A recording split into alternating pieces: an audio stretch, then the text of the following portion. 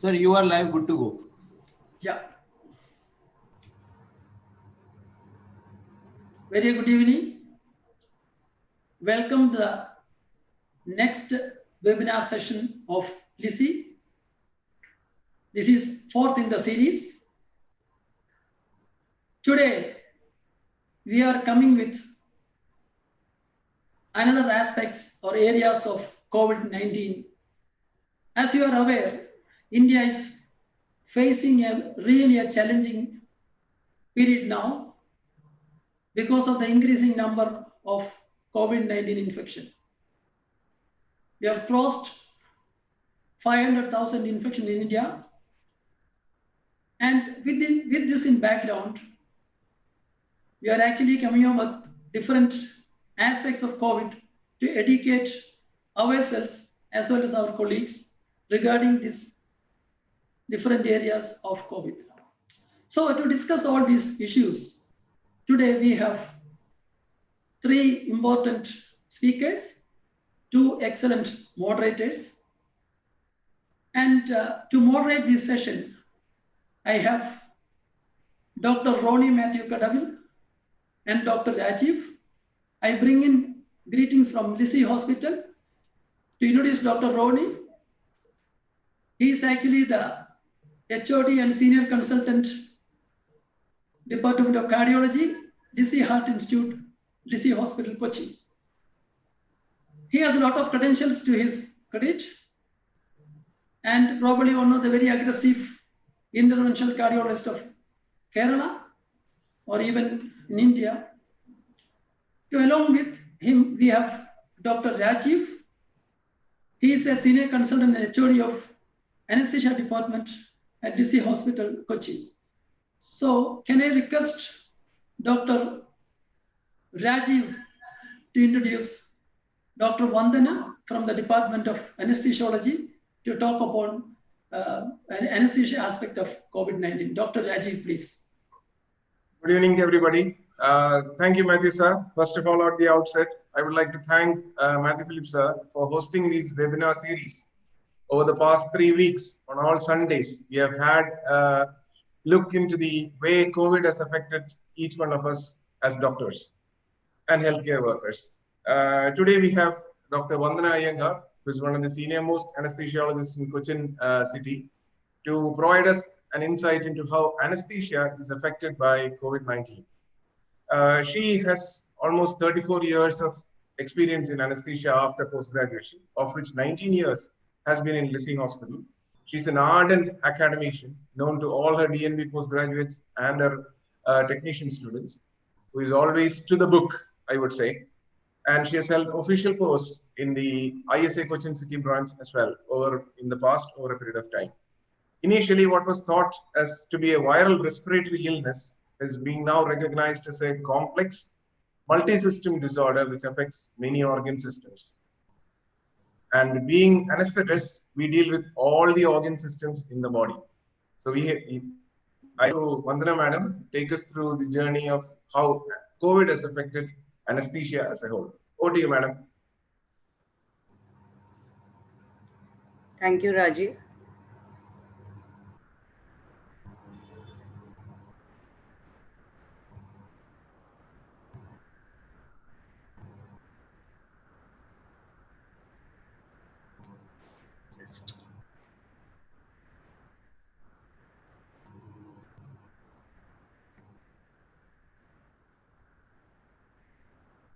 I need some help there.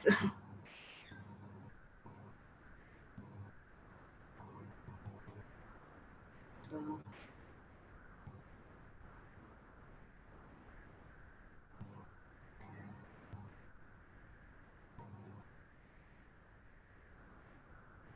Yeah, I think you can go full screen. Yeah, good to go. okay, is that fine? Yes, Yeah. we can see you, madam. Yeah. So, good evening, everybody. And thank you, Rajiv, for that introduction. Today's topic of mine is anesthesia and COVID-19. What is the new normal? Now, the new normal. How do you define a new normal? The new normal can be defined as a previously unfamiliar or atypical situation that has become standard, usual, or unexpected. This webinar itself, for example, is a classic example of a new normal, and I'm grateful to Dr. Matthew Philip and Dr. Rajiv for giving me a chance to be here. Now, since the last couple of months or maybe more, we have come across a situation which is very critical, and it's in this pandemic we find it very difficult to cope with even day-to-day life. There have been a lot of changes, and which were unprecedented and of a massive proportion. Now, to tide over this, we have slowly adapted ourselves and our lives into a new normal. This is not only in our daily life, but also in our profession and practice. Now, in the next few slides, we will see how anesthesia is affected by this COVID pandemic. I will be discussing this topic under the following headings: the pre-anesthetic preparation, preparation of OR, preparation of anesthesia, anesthetic induction and intubation, extubation, a few words about regional anesthesia, and decontamination of OR postoperatively.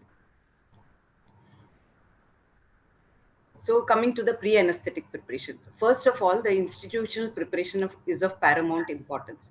There should be adequate number of appropriately trained staff and availability of tracheal intubation checklists, and team and individual preparation should be up to the mark. Then comes the anesthesia preoperative evaluation. Now let us start with the preoperative evaluation clinic. In the clinic also, we are supposed to wear personal protective equipment, which includes gowns, gloves, eye protection shields, disposable surgical caps, surgical masks, or test fit N5 masks or respirators. The patients who come to the consulting room should come one by one to avoid cross-contamination. The body temperature should be measured before entering the consulting room. Ideally, it should be measured when the patient comes to the hospital itself, so that these patients can be segregated. And only those with a normal body temperature can proceed with evaluation at the anesthesia clinic.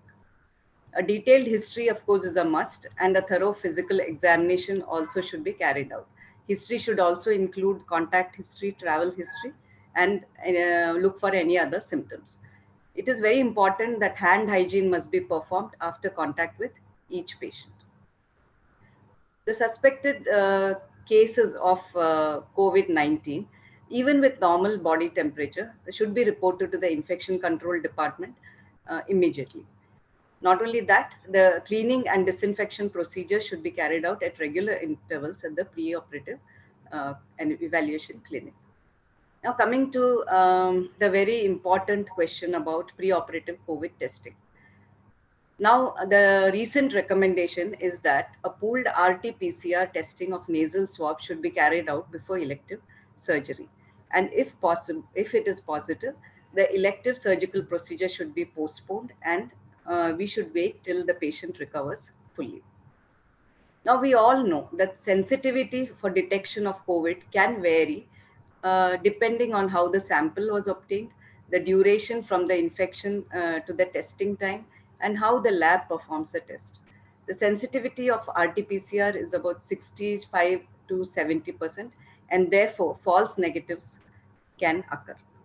So it is very, very important that all patients who undergo surgery should be considered as potential COVID-19 positive patients or carriers, irrespective of the results of investigations.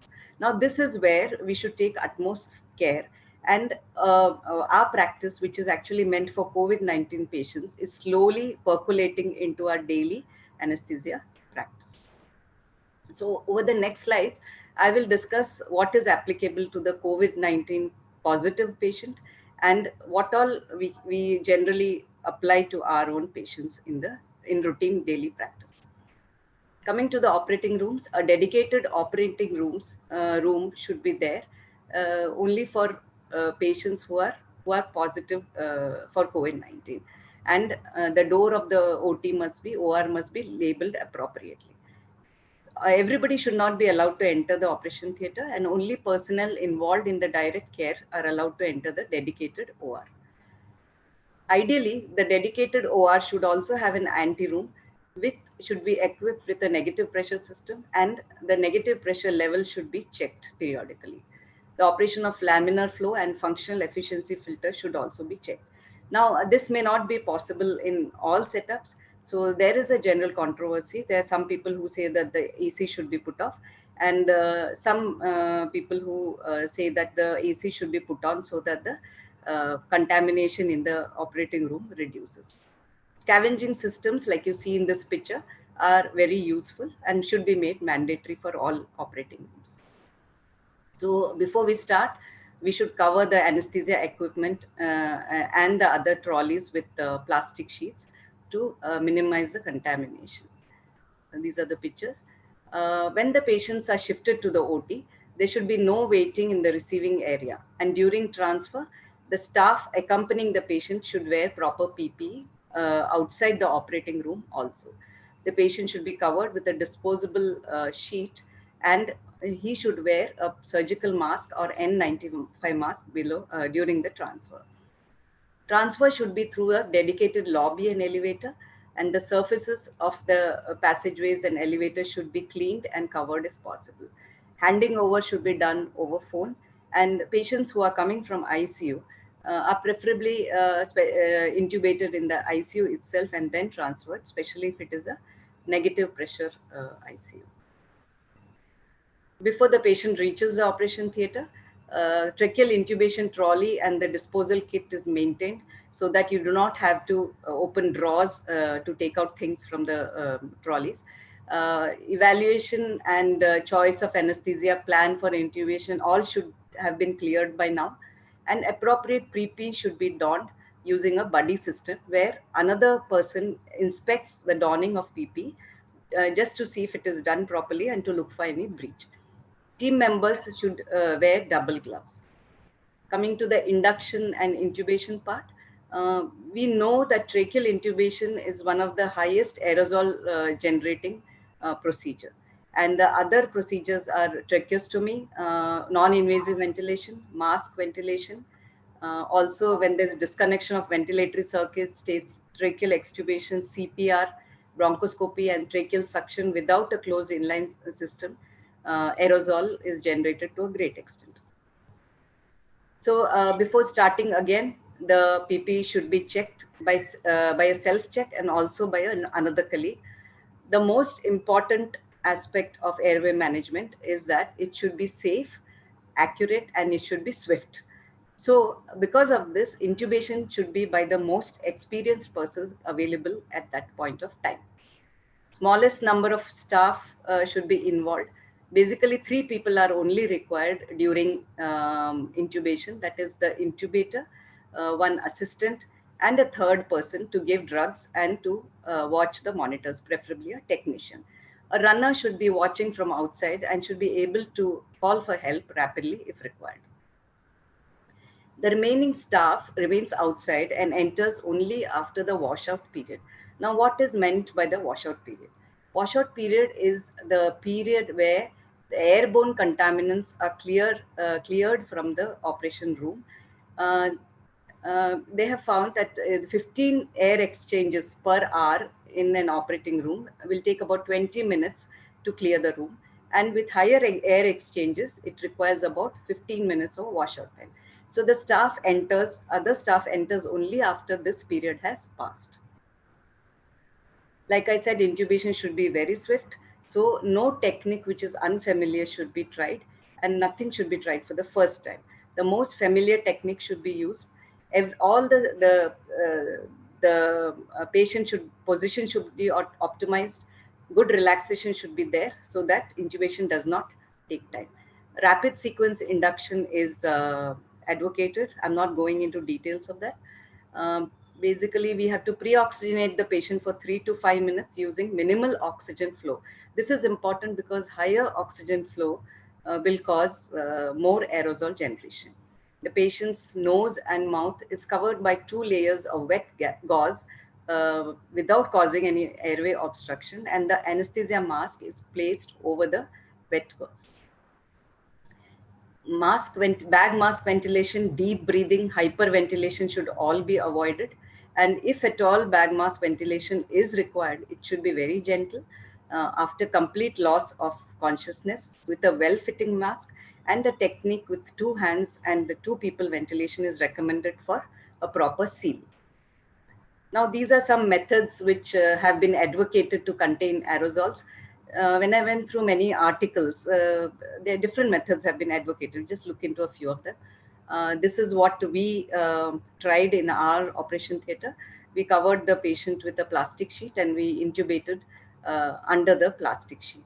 Of course, extreme care has to be taken in this case that the inner part of the sheet does not contaminate the outer surface and the other equipment. This is another method. There is a plastic box into which a suction is connected, and the suction is connected to a viral filter and to a vacuum. This is another one with the neonatal incubator hood has been modified for intubation, and probably this is an extreme modification for aerosol containment with a cardboard box. Now, the intubation technique, the video laryngoscope is preferred for oral intubation. This is to maximize the distance from a patient's airway, and video laryngoscopes with a separate screen would be the best option. If suction is required, a closed airway suction should be used. And if an open suction has to be used, there should be minimal attempts for suctioning. As soon as the patient is intubated, the cuff should be inflated and an HMV filter should be attached to the tube before connecting the circuit and starting ventilation. Auscultation of patient is not advocated because it is very difficult in the using PP, and it might cause breach in the PP. At the same time, the stethoscope also can get contaminated. Endotracheal tube position should therefore be confirmed by bilateral chest movement, ETCO2, SpO2, and lung ultrasound if nothing else is confirmatory. Monitor carefully for air leaks from the cuff, and if airway pressure is high, the chances of air leak is more. So the cuff pressure should be at least 5 centimeters of water above the peak pressure. Like I said, the HME filter should be installed in between the patient and the endotracheal, between the endotracheal tube and the circuit, as seen in the first picture. And in the second picture, you see an HME filter at the expiratory limb of the circuit, between the circuit and the machine. I think I don't have a pointer. So now during induction and intubation, hand hygiene again is of utmost importance. It is recommended that a bottle of hand sanitizer be kept near the anesthesia machine so that we can sanitize our hands regularly. All airway equipments are closed, put in a Ziploc bag and closed, and then removed for decontamination and disinfection later. Intraoperatively, if there is any airway intervention required, or if there is accidental disconnection, the ventilator should be put on standby mode. The expired gases should be allowed to leave the patient. ET tube should be clamped, and then circuit should be disconnected with the filter attached to the endotracheal tube. Coming to extubation, this can be done either in the operating room or in the negative pressure room in the ICU. Again, as in intubation, you ensure that all team members except the anesthesia team leaves the OT during extubation. Before you plan for extubation, antiemetics should be given to prevent vomiting, and coughing at emergence should be minimized by drugs like dexmedetomidine, lignocaine, or opioids. Various studies have shown that the best option is dexmedetomidine. Suction of trachea and throat should be completed with due precautions before when the patient is deep. Now, during extubation, again, there are various methods to contain the aerosols. This is a plastic sheet which has been kept over the patient, and a mask is kept over the face of the patient with the hole in the plastic sheet, which will contain the aerosol. Another method is that, I could have a pointer. Another method is that there are 2 plastic sheets on this patient. In the first picture, you see 2 plastic sheets. And when the patient is extubated, the upper sheet is removed along with the endotracheal tube. This is seen in the second picture. This is another, in picture A, you see that the mask is being applied on the patient with a HMA filter. The endotracheal tube in the cuff is deflated in picture B. Picture C, you see the endotracheal tube being pulled out and the circuit connected with a second HMA filter to the mask of the patient. So this will contain the aerosols.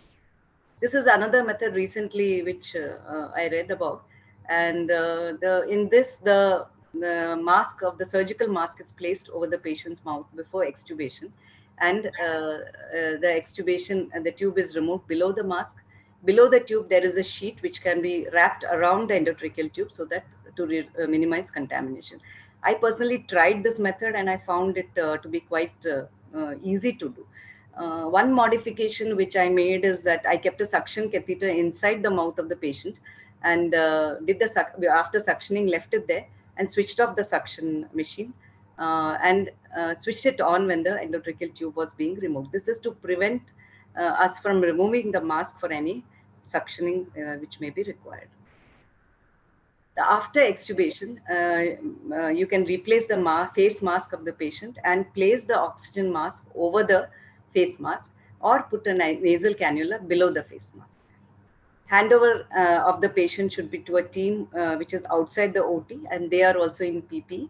Transfer of the patient is similar to our transfer when we brought the patient into the theatre through dedicated hallways to a dedicated recovery unit or ICU. Few words about regional anesthesia. As far as possible, neuraxial anesthesia and peripheral nerve blocks would be the first choice because you're avoiding an aerosol generating procedure. But we must keep in mind that regional anesthesia techniques may fail and general anesthesia may still be required and all the preparation should be made for the same.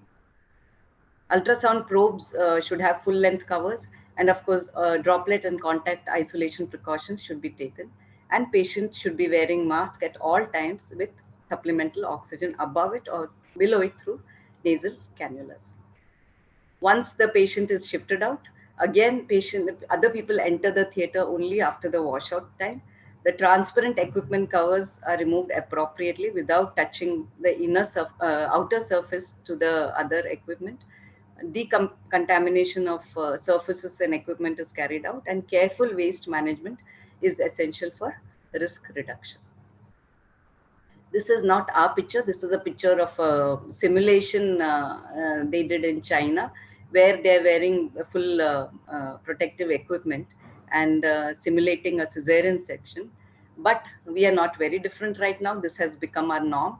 And this is our ENT surgeon, Dr. Joseph, who's wearing full protective equipment and the nurse assisting him carrying out an ENT procedure. It's not only him and the nurse, we all are in this attire now. So that has become the new normal. So to conclude, the COVID-19 outbreak has taught us many lessons and the most important ones for healthcare workers being self-protection and preparedness and mitigating infection amongst healthcare workers and patients should be the new normal in the era of COVID-19 pandemic. We must be aware that this is not likely to end in the near future and all these practices have to continue well into the future and providers should renew their familiarity with airborne isolation procedures which so far have not been necessary in routine anesthesia practice. Thank you very much. This is what we look like these days. Thank you. Thank you, madam, for that exhaustive presentation on anesthesia and COVID effects. Just to add on a couple of points before we actually wind up the anesthesia session, the difficult airway equipment and the crash cart will have to be left outside the COVID dedicated theatre so that they are not infected while the procedure is going on. So if you don't need it, just leave it outside in the corridor. Oral betadine gargle pre-operatively the night before and the day of the surgery has been recommended by some studies. But they do say that the solution that is used for gargle can increase the aerosolization. So there is a controversy on that. The take-home message I would say is Personal protective equipment we have to use carefully, we have to use correctly, and we have to use judiciously. On top of that, we should understand that whenever anesthetic procedures are done with a PPE, they are likely to be time consuming, they are likely to be more difficult, even in simple patients, and they are likely to be cumbersome. With regards to laparoscopy procedures, desufflation of the pneumoperitoneum per se can actually increase the COVID in aerosolization. So they have recommended using a HME filter to the desufflation port or an underwater seal to be used. Those are the things that are recommended. I think we should understand that aerosol protection, we will need more stringent measures. Whereas droplet measures, we would probably use less stringent measures. That would be my take-home message. Thank you, madam. It was a wonderful presentation. Thank you. Over to Matthew Phillips, sir.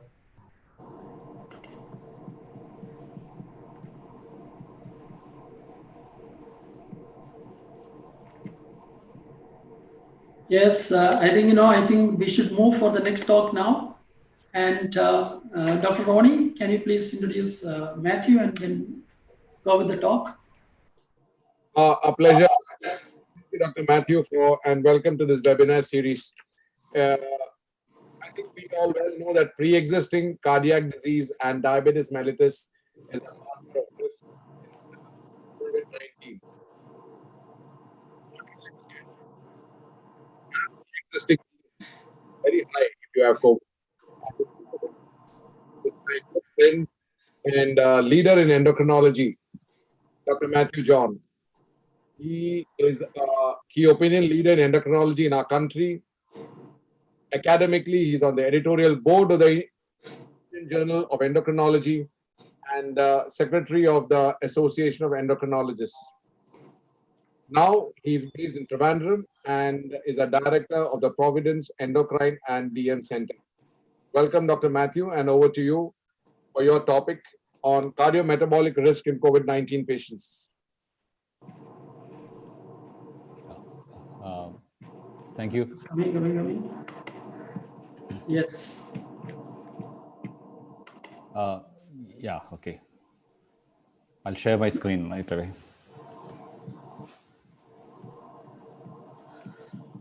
Yeah. Thank you, Dr. Matthew Philip, for the inviting me for this webinar series, and I'd like to thank Dr. Ronnie for the introduction. So I'll be looking at cardiometabolic risk in COVID-19 patients, and I'll be looking at focusing on obesity and diabetes.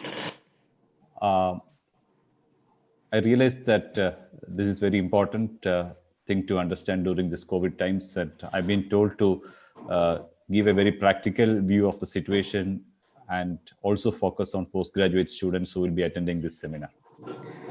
So if you look at COVID-19 hospitalizations world over, what is very clearly seen, this is one of the earliest data which has come out, showing that across the ages, whether you belong to a younger age, a middle age, or an older age group, there is an increased risk of various comorbidities, which include hypertension, obesity, chronic lung disease, diabetes, CVD.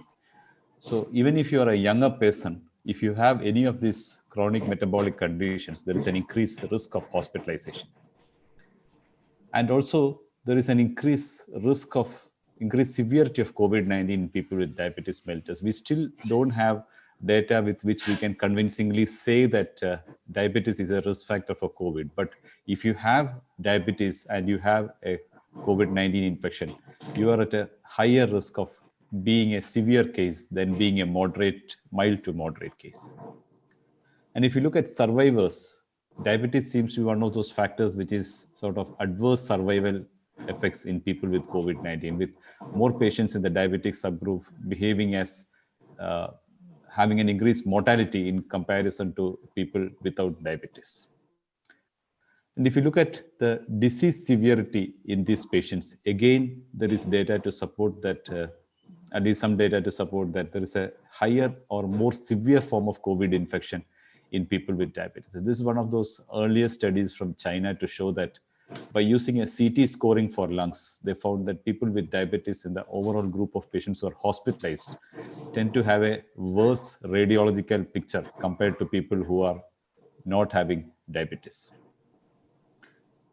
The other question is, do people with uncontrolled diabetes have a worse prognosis than those with controlled diabetes? Because most of the time, when you have epidemiological studies, they may not differentiate between a controlled and uncontrolled diabetes. But there is some data pouring in showing that in people who are uncontrolled diabetes, which was sort of stratified in terms of a random blood sugar more than 180 milligram per deciliter in hospital, certain outcomes like septic shock, ARDS, acute kidney injury, and acute heart injury was much higher in people who have uncontrolled diabetes compared to people who have controlled diabetes. And there's a higher mortality also in this subgroup. So this is the Kaplan-Meier curves to show that in people who are poorly controlled, there is an increased mortality or rather a reduced survival in poorly controlled patients compared to patients who are having well-controlled diabetes. And there is also now an emerging data showing that there is an increased risk of new onset diabetes after COVID-19. Although this is not a very confirmed sort of entity, there is enough data from other viral infections to postulate that viral infections can cause or precipitate new onset diabetes. But when you see a person with high blood sugars in an ICU and with coexistent infection, it could just be a pre-existing diabetes which was undetected, or it could be a person who has well-controlled diabetes or diet which got worsened, or the use of drugs like dexamethasone, which is now being proposed in moderate to severe COVID infection causing hyperglycemia. The postulates are in terms of beta cell destruction, autoimmunity being triggered by viral infections, or worsening insulin resistance due to viral infections, which can precipitate the new onset diabetes. In fact, there is a worldwide database maintained across Europe and the United States looking into new onset diabetes, where you can put in your data with patients. So the next question is, why are people with diabetes having a predilection for developing COVID-19 infection?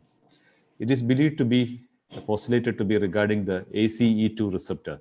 ACE2 receptor is one of those receptors which is located on the cell surfaces to which the S protein or the S spike protein of the COVID-19 gets attached. And this leads on to a cellular invasion and finally resulting in destruction of the cell. This ACE2 is expressed in various tissues, primarily in type 1 and type 2 alveolar epithelial cells in the lungs. But just like I told you, in COVID-19 infection, new onset diabetes is one of the proposed theories, is that because of the ACE2 on the beta cells of pancreas being attacked by the COVID infection. In people with diabetes, ACE2 is upregulated. This is seen in both with people with type 1 and type 2 diabetes. Whether it's a primary defect or it's a defect related to hyperglycemia is still not very clear, but it's most probably being postulated as related to hyperglycemia upregulating ACE2 receptors.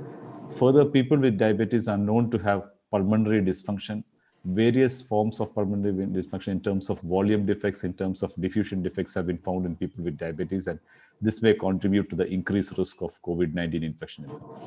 And people with diabetes are known to have an altered immune response. Again, one more factor predisposing them. And we are all aware that infections like flu and pneumonia can occur in much higher proportion in people with diabetes compared to people without diabetes.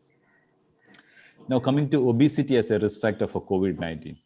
If you look at the evolution of risk factors causing death or hospitalization, I think among the many risk factors, hypertension actually came in first, followed by diabetes and cardiovascular disease. And it was only later that obesity was identified as a risk factor in COVID-19. Studies have shown that the risk of invasive mechanical ventilation is almost 7-fold in people with a BMI of more than 35 compared to those with a BMI of less than 35. And admission to critical care is around 3.6 times in people compared to with a BMI of more than 35 in comparison to people with a BMI of less than 30. And it's almost 2 times once your BMI is between 30 to 34. So these are all data to sort of propose that obesity may be a risk factor for COVID-19 severity. And this interesting data set, which is from the United States, has showed, this came as a letter to editor in the Lancet, showing that there is an inverse correlation between obesity and age in people admitted to ICU.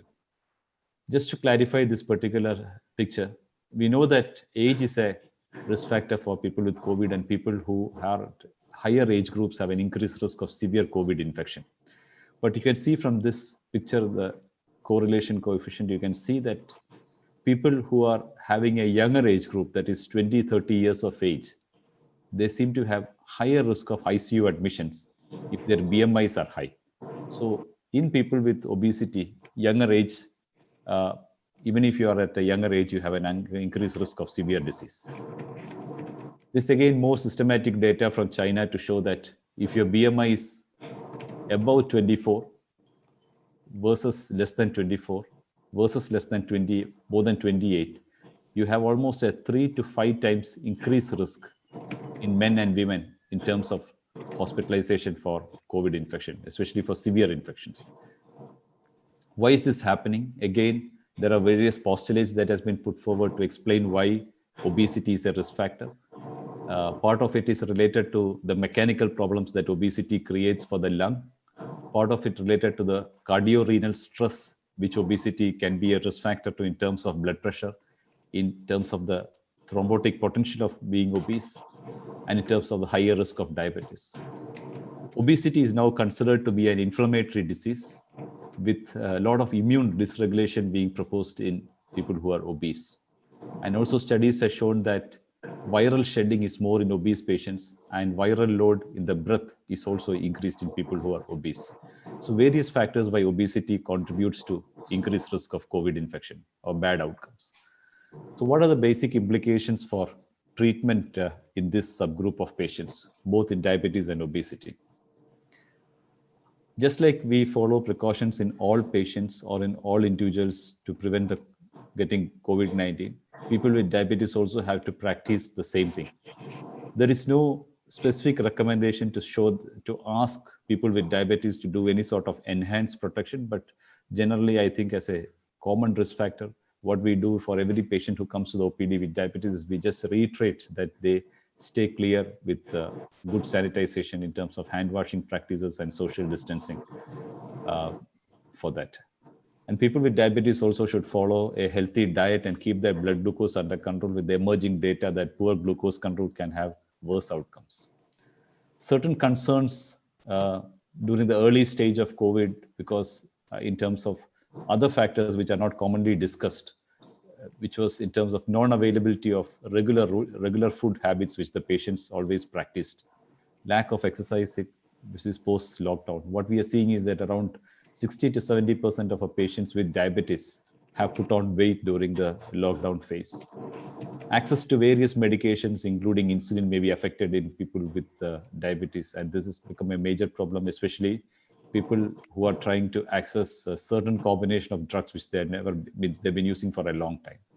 Again, access to glucose monitoring. We have had patients who call us saying that pump supplies are not available. So many of these problems have been sorted out by better supply chain management over the last 2 months. Now coming to individual drugs, I'm not going to go through everything. I'll just go through metformin, because metformin is one drug which is having certain anti-proliferative and immunomodulatory action because of the activation of, because of the product inhibition of AMP activated protein kinase. And there are studies to support that people on metformin, epidemiological studies showing that one of the factors related to lesser risk of pneumonia, even in humans and mouse models related to metformin. There's some data on reduced mortality in people who are on metformin in people who have got COPD. But always remember, as clinicians treating people with COVID infection, or for that matter, any infection, all normal contraindications to metformin does apply, especially in terms of the EGFR contraindication. And prefer to discontinue metformin in hospital patients due to risk of lactic acidosis because of hypoxia, the possible need of radiocontrast procedures for diagnosis, and rapid worsening of renal functions which can occur in people with COVID-19 infection. There are not many studies showing whether metformin has got any protective role, but this is one French data looking at various baseline therapies and outcome of COVID, which showed that among the drugs which is used, metformin possibly had some benefit in terms of reduced risk of mortality in people who are having COVID infections the primary outcome of death and tracheal intubation did not achieve significance, but just death alone did achieve significance. It was an unadjusted analysis, so take it with that sort. If you look at various other glucose lowering drugs that we have in clinical practice, there are almost no contraindications to the use of any drugs in clinical practice with patients with COVID, although some of these drugs, as you can see from the chart, have a capacity to increase ACE2 expression. But none of these drugs have been shown to have any adverse effects during COVID-19. Possibly, it's probably not studied well, but as of now. But for any patient who is critically ill in hospital, should always consider going on to insulin. Now, coming to the last two slides, regarding obesity management, again, obesity is not a disease that you manage overnight.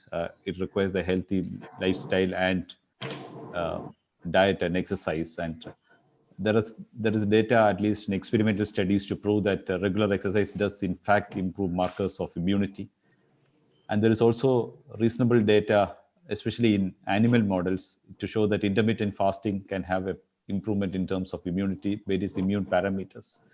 So I think managing obesity properly with a healthy diet is very important. At the same time, we have now data that fasting for prolonged periods of time can in fact have a reverse effect in terms of immunity.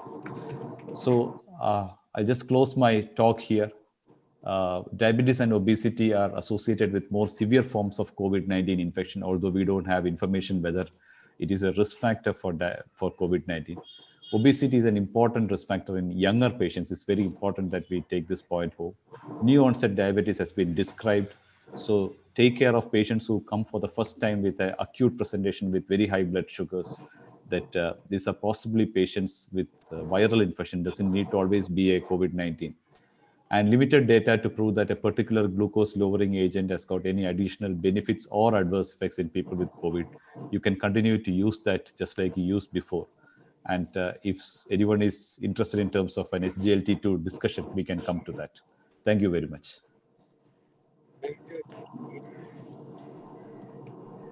Very exhaustive review of literature and.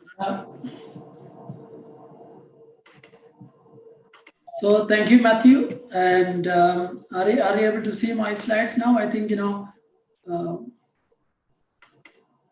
I think we have another important speaker today, and Dr. Shania. Shania, can you switch on your? Yeah, sure. Is Dr. Shania? That he doesn't require any introduction, and he's an immunologist, deeply interested in immunological aspects. But recently he has shown keen interest in epidemiology. And while I discussed about this issue with him, and actually he's shown interest in talking about an epidemiologic issue.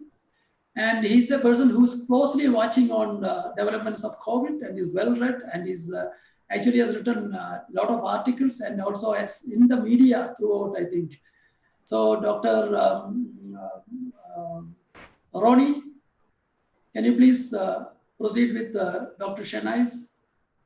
Oh, I think Dr. Shania, with introduction, as he just he's a point in the field of clinical immunology and rheumatology. And now right to the director of care in Kochi. And I welcome you, Dr. Shania, for your talk on COVID-19 pandemic. Matthew, sir, can you stop sharing the screen? Yeah, sure.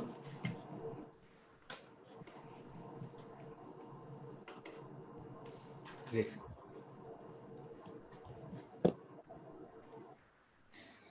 Yeah, as Matthew sir said, I am a rheumatologist and immunologist, and I started reading thinking that I can really make a lot of immunological aspects of COVID, but later I realized that what is more important is to prevent the catastrophe what we are facing. That's how I got interested in the epidemiological aspects, and it has been interesting. So I thought I'll share my thoughts with this elite audience. Thank you, sir, for this opportunity. As on today, the world has crossed 1 crore cases, and India has around 5 lakh cases of COVID. With almost all the countries affected very badly, let us see how India is affected. And India's case is special among all the world, because all the other countries, because how India is going to deal with this pandemic is going to determine how the world is going to deal with the pandemic. If you look at this, India's day-to-day cases on 3-day average, you can very clearly see here that on March 25th, we were reporting around 80 cases. That is the day India lockdown started. India lockdown because we were totally ill-prepared to handle this pandemic. And from March 25th, you can see from yesterday, we were reporting around 20,000 cases per day. Especially after the unlock 1, there has been a rapid, steep rise. You can see this rise, rapid, steep rise over last 10 days in the number of daily cases reported in various parts of the country, not only from the Delhi and Maharashtra, other parts of the countries are also reporting huge number of cases. But the deaths has not accelerated that much. It has been staying at around 300, 400 deaths per day. But as we know, the case to death lag period is around 2 weeks in the case of COVID. So another 2 weeks, we may have possibly have increase in number of deaths also. So what this slide shows is district without any active cases. What has happened is, if you see here, around 369 districts did not have a single case on 5th May. And that number has come down to 40 at the end of June 26th. Yesterday or day before yesterday, when I looked at this, from 369 districts to 40 districts. What does this say? On May 5th, COVID in India was predominantly or mostly limited to major cities. And more than 50% of the district did not have a single case. From that, we have climbed down, and as of yesterday, there were only 40 districts that are COVID-free, and most of these districts are Northeast districts. So almost all the mainland India, all main parts of the India, and all the districts are battling this deadly disease at this point. And disease which was limited to cities is now reaching villages. And most of the villages, as we know, are ill-equipped to deal with this crisis.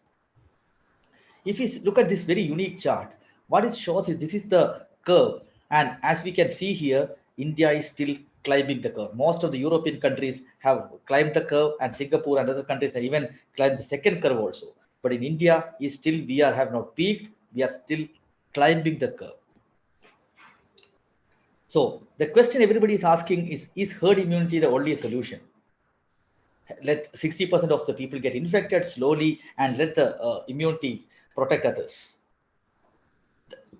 This paper, which was published in Nature Medicine, which showed that from the China again, which showed that if you have a COVID, 40% of the people who have mild disease, their immunity gets waned away within 2 months. What does it indicate? After getting an infection, within 2 months, 30 to 40% of the people do not have protective antibodies. This indicates that relying on herd immunity is too dangerous because we are not sure of how long the immunity will last for this virus. If you are relying on herd immunity, thinking that everybody will get infected, 40 to 50% will get infected, and some people will die, and others will be immune, that may not be true because those who are infected, the immunity may not last long. So herd immunity through infection is not a solution. So what is the way forward? This is the hammer and dance chart. I am sure some of you must have seen this. Hammer is basically crushing the curve and maintaining the curve. India's situation is a bit different. I don't want to go into details of that, but our aim and the only way forward is keep the basic reproductive number. The basic reproductive number is the amount of people who get disease from a single person. If you can keep the R less than 1, what we can achieve is that epidemic will slowly but steadily wean off. And Kerala has been successfully doing this, keeping the R below 1. How can we keep the R below 1? And that's what I would like to say.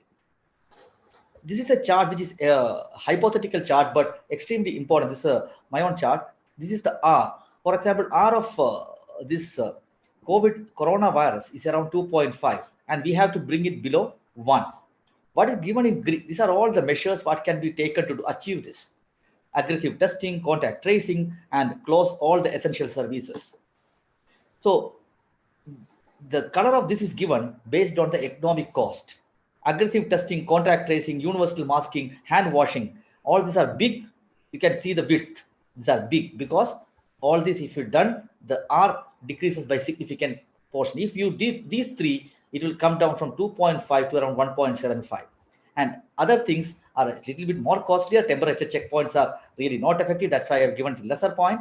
And stay at home and close essential services, they are extremely economically expensive measures. So because of lack of time, I will just cover the top 3: aggressive testing, contact tracing, and universal masking. So if you want to achieve the R less than 1, what we need to do is these measures. One of the first and foremost things what we have told multiple times is that this Diamond Princess model on this ship at the end of 5th March, when everybody was tested, around 696 people were infected. And most important, there are multiple papers on this. What people have shown is that more than 50% of the people were totally asymptomatic. Following the Diamond Princess model, there have been multiple studies which have been published showing that more than 50% of the people are asymptomatic. And some people have even shown, an Iceland study has shown 70%. And there are a lot of studies we have shown that majority of people who are having COVID are asymptomatic. So by not testing the asymptomatic high risk, we are missing out on more than 50% of cases. Whether the asymptomatic transmit, the answer is yes. Whether they transmit as much as those are symptomatic, we don't know. So, but missing asymptomatics, because they keep moving around in the community, they may contact many more people and give the virus to many more people. Symptomatic people, because they are sick, they may be diagnosed earlier, they may be isolated, and they may not transmit as much. This is a virus diagram, very, very simple slide showing that virus infectivity. I just want you to see here, virus infectivity starts around 5 days before onset of symptoms and just stops after 5 days after onset of symptoms. So what does it say? Because it says that it's from here to here. So the symptom, if you, majority of the transmission, sorry.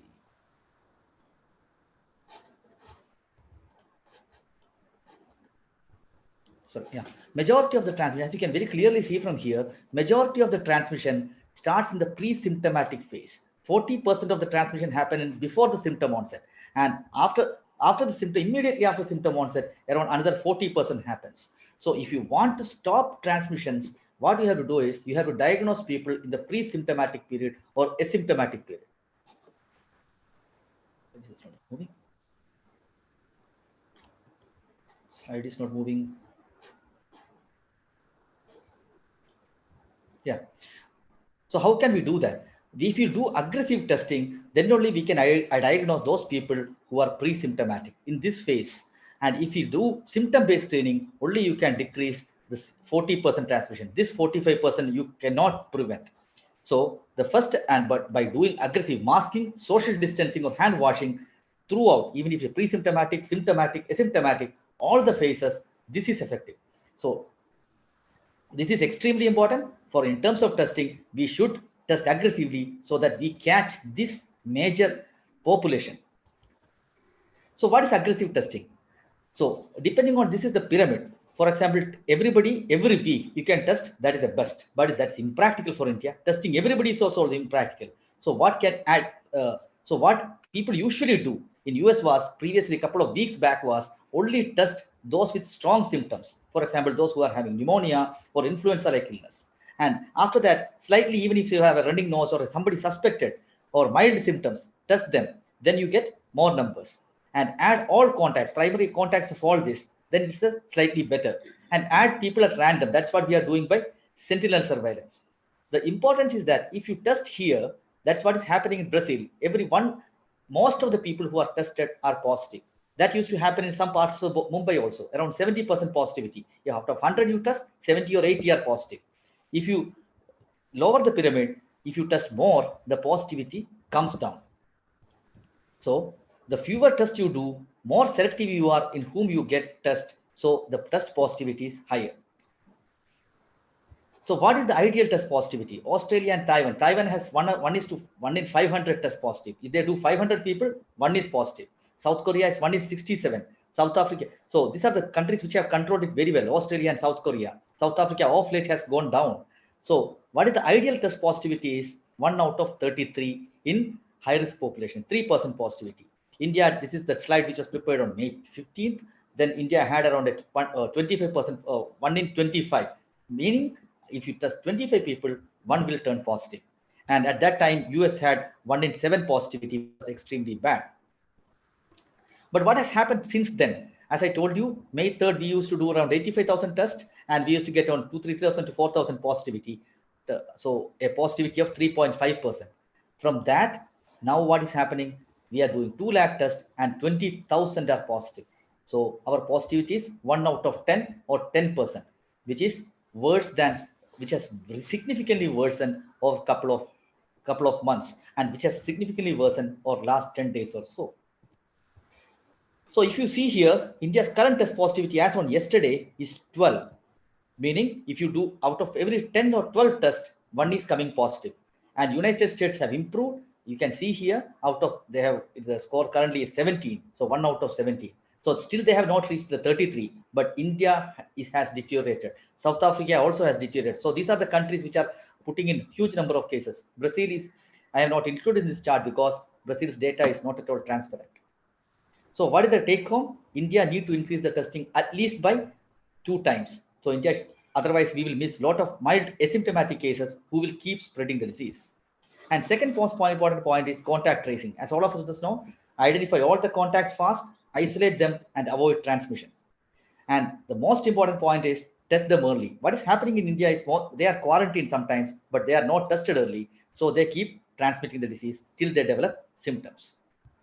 What is the efficiency of tracing required? There's a lot of debate going on this, but what has been shown is, this chart is that if you diagnose 60% of them at first symptom and trace 50% of their contact, most of the time you can keep the epidemic at check.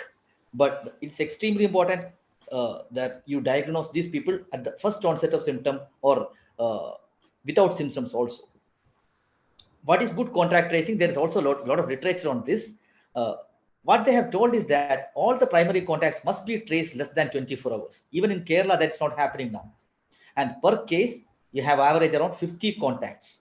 And per case, there will be 15 man-hours. So a single person needs 50, a single case which is diagnosed, you need to trace 50 people and isolate them. For just tracing, you require 15 people. So Kerala yesterday had around 200 cases. So you require 3,000 people for contact tracing alone. This is the area where Delhi, Mumbai, and Ahmedabad has failed miserably, and that's why they are feeling the burnt.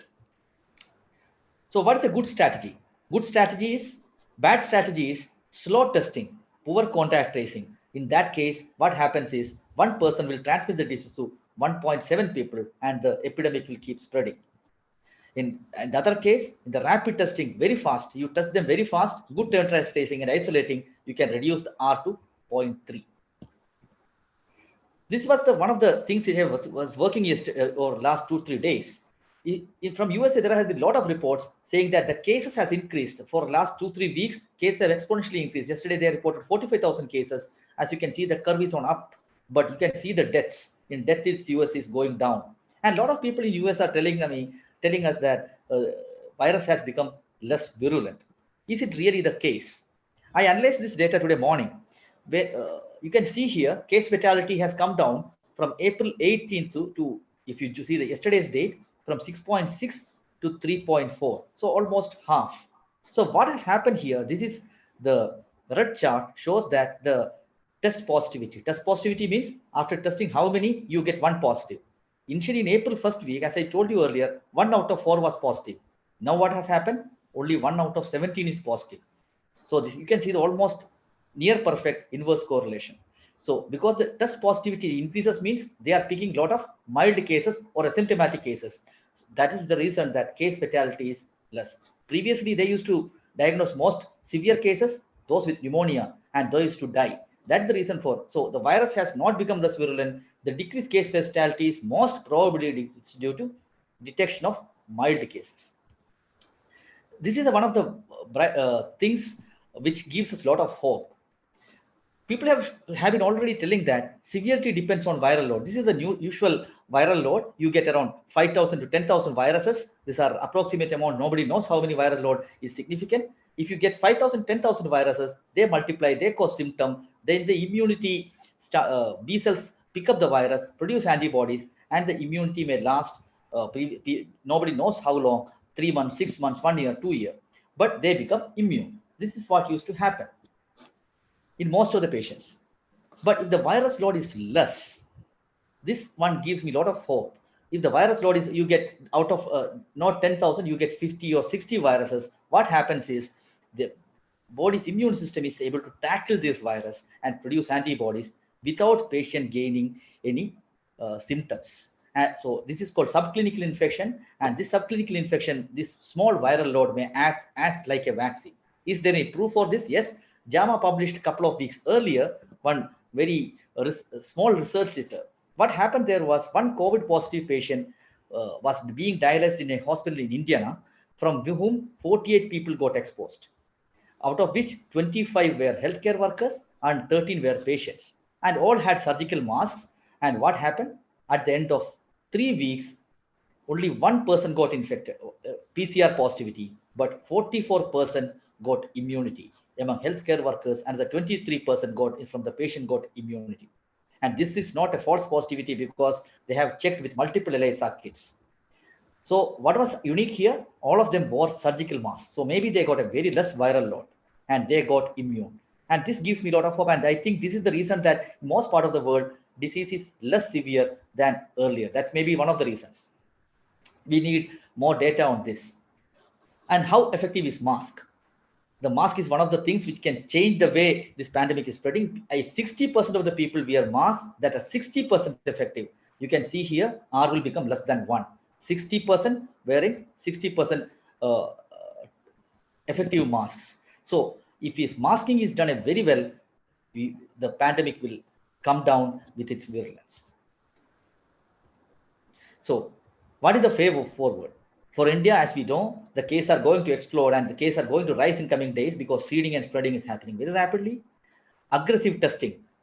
And why we should do aggressive testing? Because we have to avoid, the ultimate aim should be to avoid the collapse of healthcare infrastructure. Giving everybody ventilators, giving everybody beds. What happened in Mumbai and Delhi should not be repeated in other cities. For that, we need to have aggressive testing. How? When will you know that testing is good? The test positivity should be more than 1:33. For those who are sitting in Kochi, Ernakulam's test positivity is 1 out of 15. That is not at all in safe range. But some other cities in for Trivandrum has more cases, but the test positivity is 1:1 out of 40. Effective contact tracing. Yes, one case is equal to 50 contacts. So if a single case is diagnosed, that's what happens. This Kerala does very well, very good contact tracing and isolating. But most of the part of the India are not able to do this because their healthcare infrastructure at grassroots level is not that good.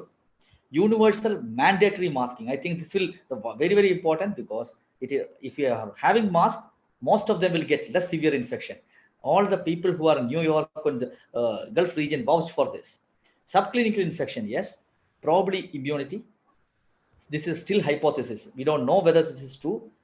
If you wear a mask, you will get a very small viral load and you will get an immunity. If this is true, this will be the way, one of the ways this pandemic is going to slow down. And very importantly, dynamic containment. That's what India is doing currently, containing those areas where there is a lot of cases. And vaccine as early as it's available. As all of us know, Chadok's vaccine and the Moderna vaccine are in phase 3 trials, going to be in phase 3 trials. And early results are expected in November and December. Hopefully, the world will have vaccine in early 2021 and enough vaccines around March or April. And I hope, like every other pandemic, human race will overcome this virus too. Thank you for patient listening. Thank you.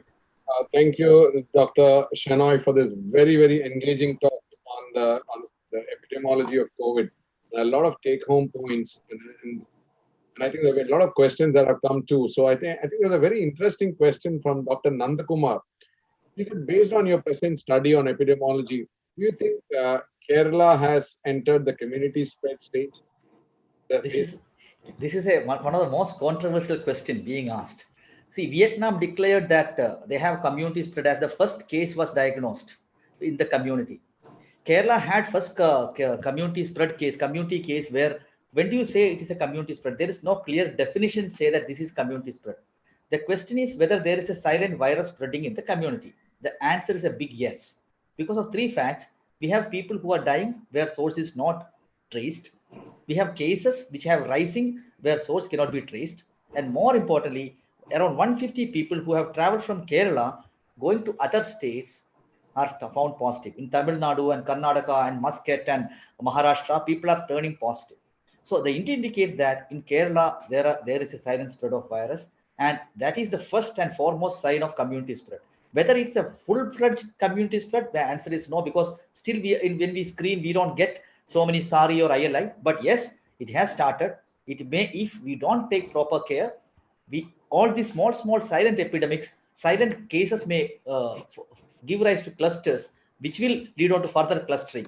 That's what Dr. Matthew was and others in Trivandrum are sharing, that Trivandrum has small clusters. But because of the healthcare system in Kerala, maybe we are able to contain it to an extent.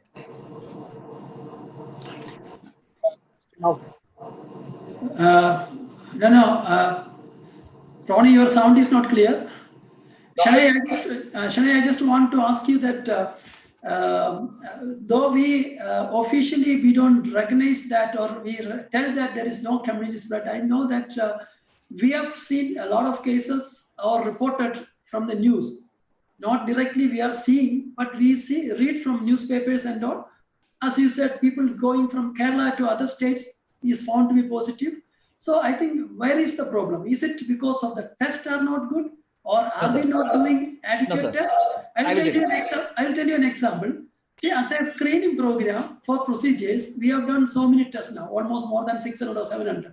We have found only one case positivity. So if you look at the number of cases which we test and find out, probably it is much lower. There is no doubt regarding that. But how to label and when will you say? I think that if one case is found out without any evidence that the patient had any exposure, then I think we have to label it as a community spread. So I don't know how we do. Yes, sir. Basically, the problem with the community spread, sir, is a political battle. If people think that community spread is government's failure, which is not the case. Community spread is the rule of this game. So no government can prevent at least a small community. Only thing is to contain the community spread. I think Kerala government under 3 to 4 days is going to declare that there is a community spread in Kerala. There is a lot of scientific pressure on the government to declare there is a community, because communities, the moment you say community spread, people become more vigilant and they take more precautions, and that will prevent the pandemic from spreading more and more. If you ask me how many cases have traveled from Tamil Nadu to Kerala, 20,000 people have traveled. Out of 20,000 people who were tested, 100 are test positive. So our positivity is less than 1%, maybe around 0.05%. So out of 600 tests you have tested, that's why you have got a 1 positive. So that is the approximate. If you test 500 people from Kerala, you will get 1 positive.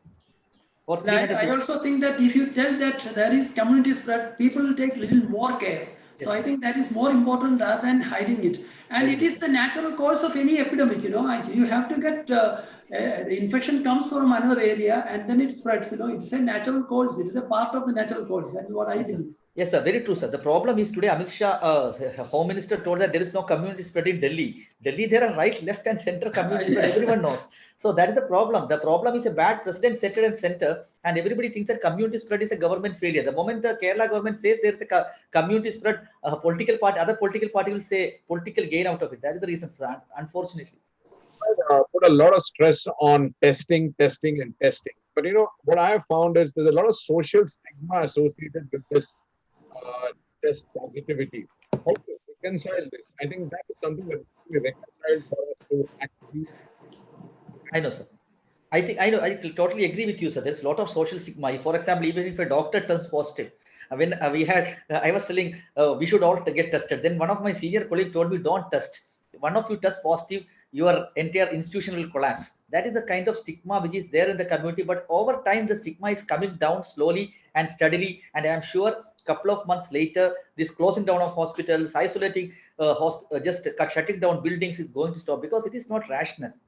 Because if, I agree with. That was asked, and that has come to my thought also a number of times. Is that the newspapers that you receive at home every day in the morning? There are a lot of people, elderly, your parents, we all read that. Is that a form of transmission? Should we be? No. I will share. Recently, what has been very clearly shown is that although there is aerosol spread, closed rooms are a place where it spreads. If you are in a closed room, the chance of spreading is 16 times more than once you are in an open space. So what I request very clearly with all of you is, whenever you practice, open your windows, keep it all the doors open, which will decrease the chance of getting infected.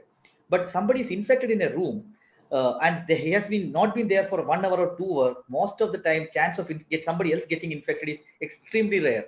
And not only lift buttons, door handles, they are not the primary mode of transmission. That is very, very, very clear, I think.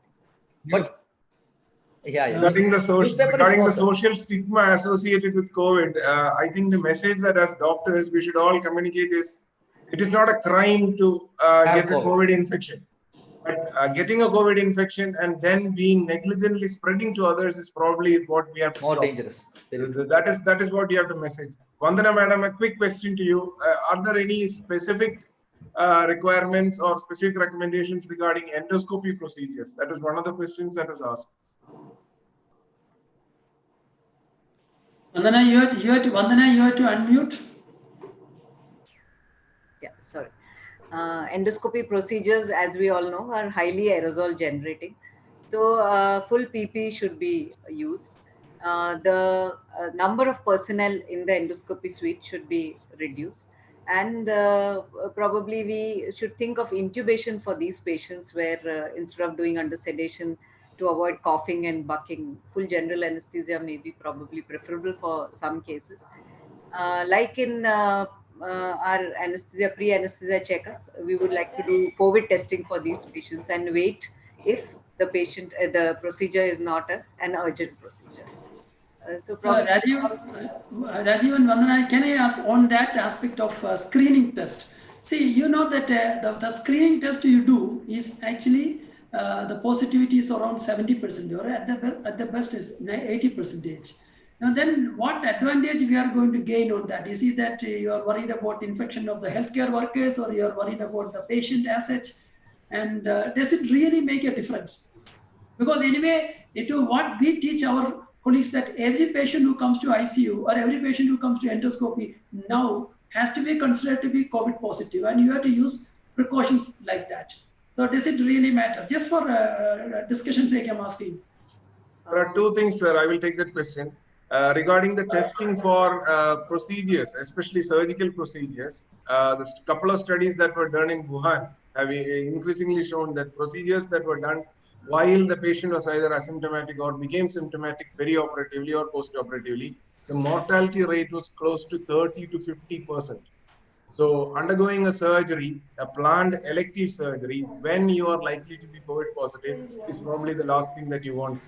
First thing. Second thing, with regards to care of healthcare institutions, if we have an symptomatic patient who doesn't need a regular surgery or an elective surgery, and we find out that the patient is COVID test positive, we can avoid the healthcare institution and the healthcare workers coming into contact with this patient.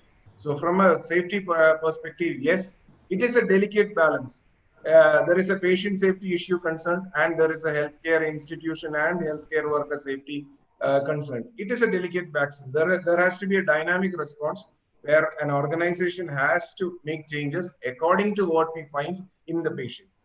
I am sure that 100% testing is probably not the answer, but still taking into consideration the limitations that we have, the best thing that we have at this point of time or available is to do the testing in such a way that elective procedures which can be avoided during a time of COVID positivity can be avoided. That would be my last word, I would say.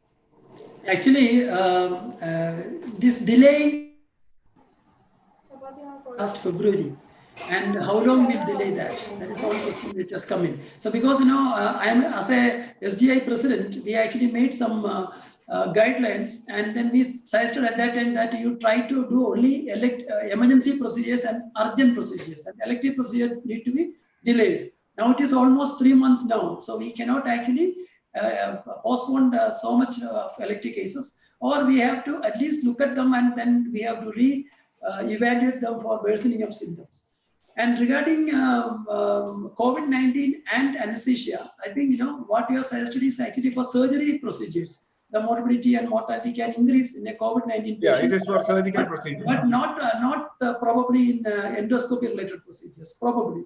So anyway, what I'm telling is for discussion's sake, I think. And one more thing to Shanai, I just want to ask you that testing doctors, Do you think that you recommend to test doctors in between?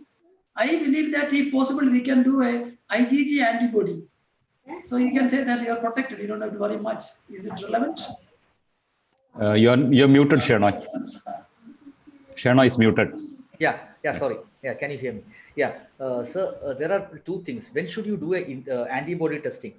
Antibody testing in airports are useless, totally useless. I don't know why are they doing it, but because most of the kids, the sensitivity and specificity is something around 90 to 95%.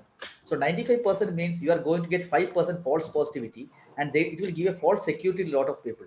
The use of antibody is going to be in zero surveillance. It should not be taken at an individual level. In a community level, it has more relevance. And more importantly, if somebody is presenting with a pneumonia, your PCR going to test is going to take 2 days or 3 days. That is the time we can do an antibody testing and see whether the IgM is positive. It has more relevance. It has a lot of limitations in terms of detecting immunity when the community spread has not happened more than 5 to 10% of prevalence. In Italy, when there is 50 to 20% people are affected, that time, yes, antibody has more relevance because of the predictability issues. But what I heard from people is that Roche has and Abbott are launching antibody kits which are not available yet, and maybe available in a couple of days, which will give you 99% sensitivity and specificity. And more importantly, what I think is going to change the game is point of care antigen testing. It has been introduced in Delhi and Mumbai, and they are doing around 15 to 10 to 15,000 tests per day. That's what I was telling Ronnie sir and Matthew sir when we were discussing before. As a pre-op testing, if you can do this kind of point of care antigen testing, it will be much more relevant. The sensitivity and specificity is something around, sensitivity is 5% or 10% less than the PCR testing, but specificity is equally good. So that is the next thing which is going to come into practice rather than antibody testing. You know why I asked about antibody testing?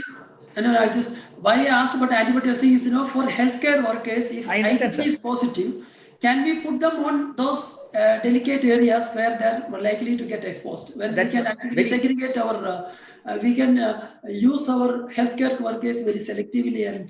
Very true, sir. The problem is it may be a false positive. That is the point I am trying to make. False positive will give them false security, and they may get unnecessarily exposed. Another way of doing is have two kits.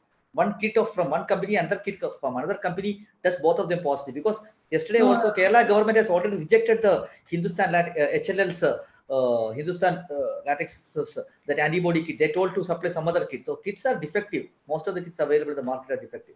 Raji was trying to say something, and then Ronnie. I was just asking Dr. Shenoy, do we have antigen kits available across the market as of now, easily? Last week it was launched. So Delhi and Mumbai they have given preference, and the cost is 450 rupees, sir. Very cheap, 450 rupees. So that is going to change the way we are going to manage the stuff. That's what I think. And more point of care antigen kits are going to come in another 1 month or so. I think it's yet to come. I think it's come, sir. It's already come in Delhi, Mumbai. It has come. They have started testing also. Yeah, just an answer to Matthew Phillips' question which you asked.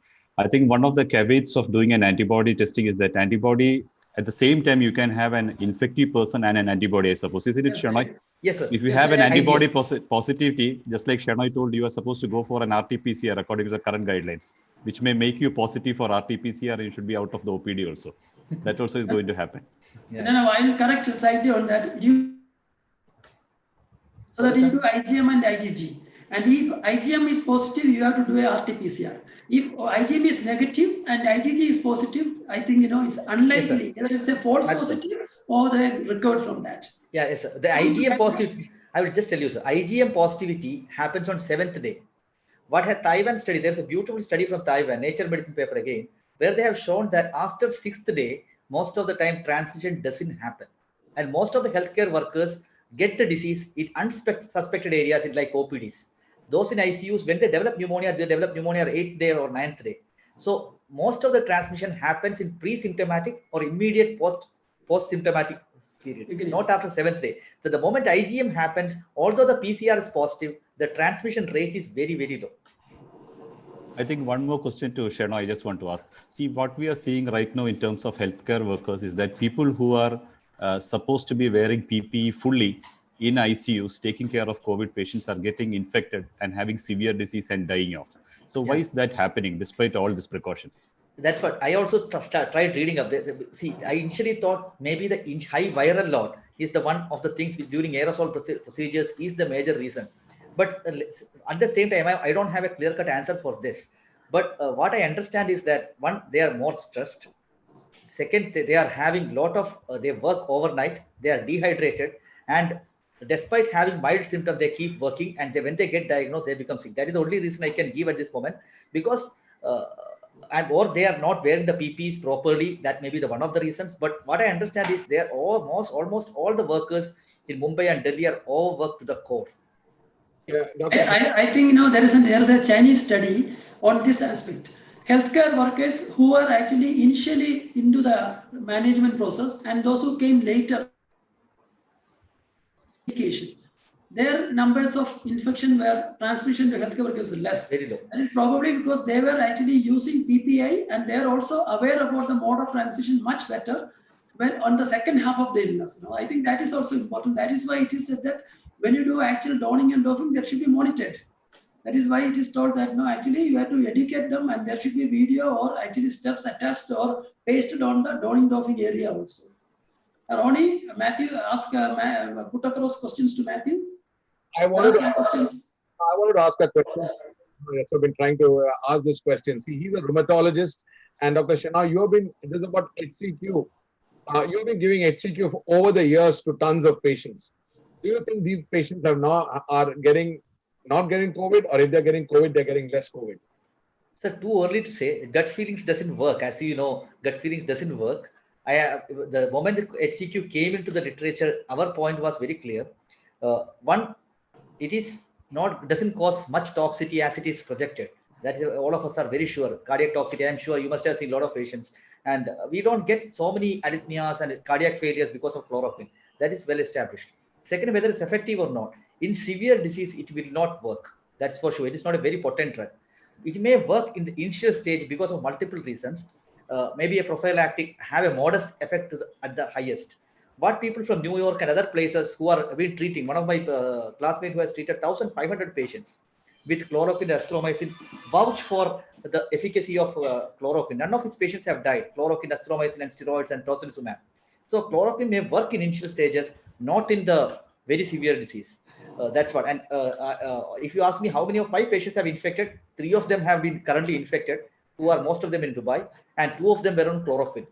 But none of them had a severe disease. So chloroquine is not a panacea, but it may decrease the severity of illness, because as you know, thrombosis is the major risk, and chloroquine is one of the very good it was discovered as an antithrombotic to prevent the DVT in post-orthopedic surgery.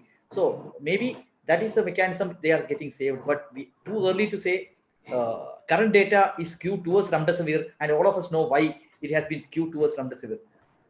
But Chennai, I think ICMR is recommended for a prevention.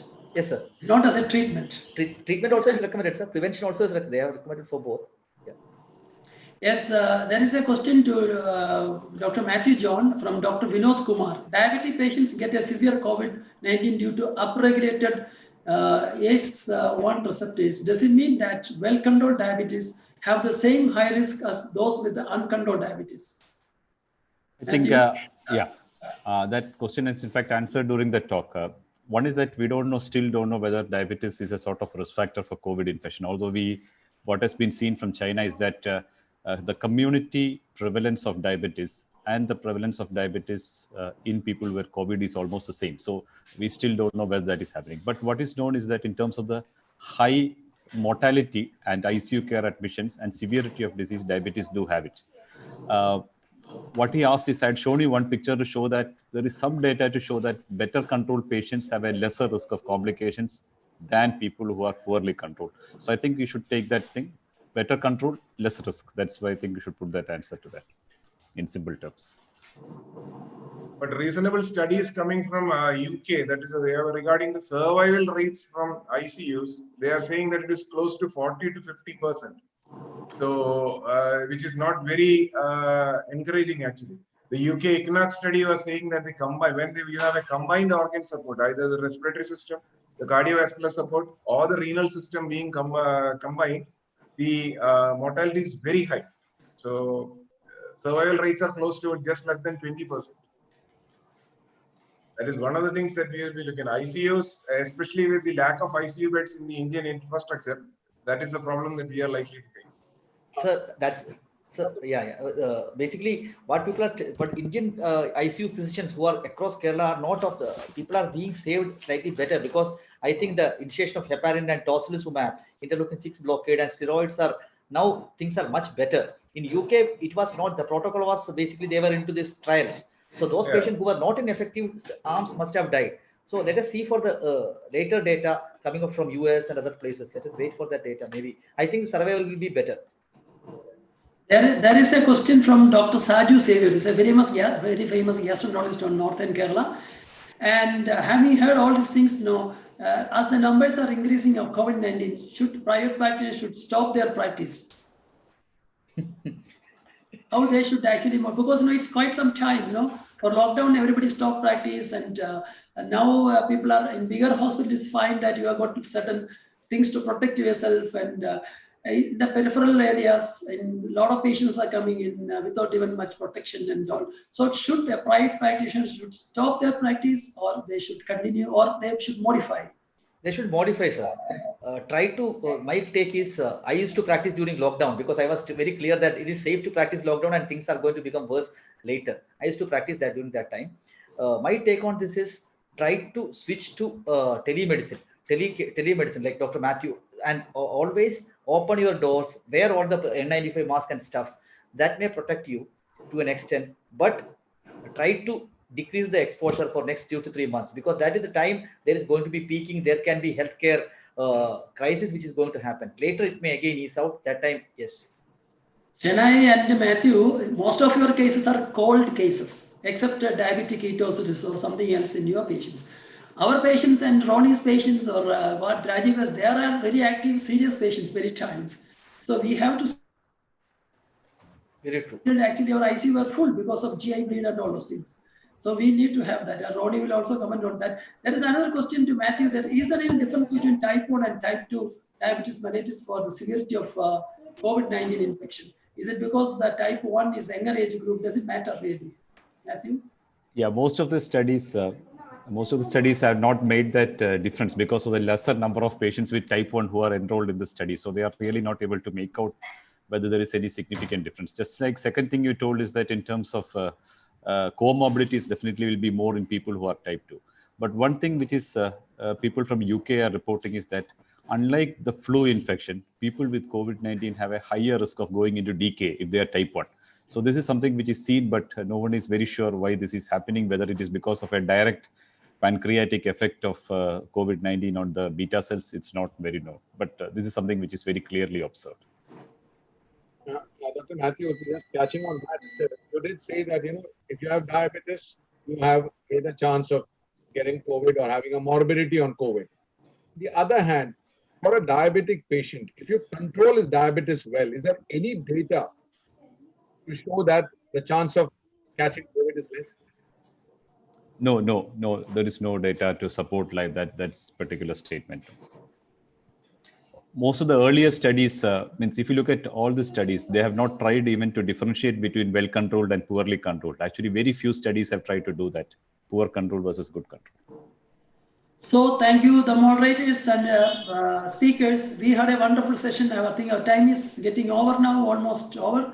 And it is a wonderful session. And we had Dr. Vandana speaking on anesthesia aspect, and she did a marvelous job. And Matthew, you have done extremely well. And actually, you are educated us on the diabetes and obesity, which how it's likely to create problems on COVID-19. As we know that obesity is a major problem for any type of illness.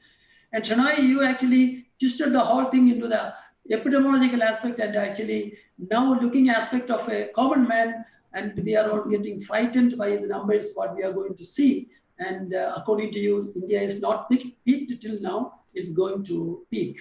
So I think, we should be prepared, and we should actually modify our practice. We cannot run away from this. We have to face it.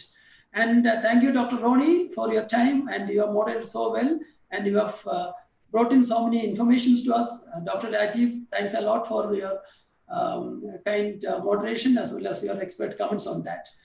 And with this, actually, we close this session. I would like to thank the Lisie management for giving us platform for having webinar, and also thank Indus Pharmaceuticals for taking up this issue and help us during that. And I think we should join again later sometime with yet another webinar. And this is actually one video, one cartoon which I have seen recently. And the doctor has to have the doctor is standing the Batman, and there's a lot of things he has to look at. And the COVID and the patient is there, and the God is there. You are looking at the God, the family is there, the finance is there, depression is there, school fees has to come, the management money has to be given to the hospital. So many areas. Actually, you are standing alone with the bat, and COVID is just looking frightening to us. And I think we are actually in that aspect. And I think all of you stay safe, modify your practice, and be healthy. And of course, we have to face this situation and modify it. And thank you so much. And we'll meet sometime again. And thank you, viewers, for your watching this webinar. Thanks a lot. Thank you all. Thank you.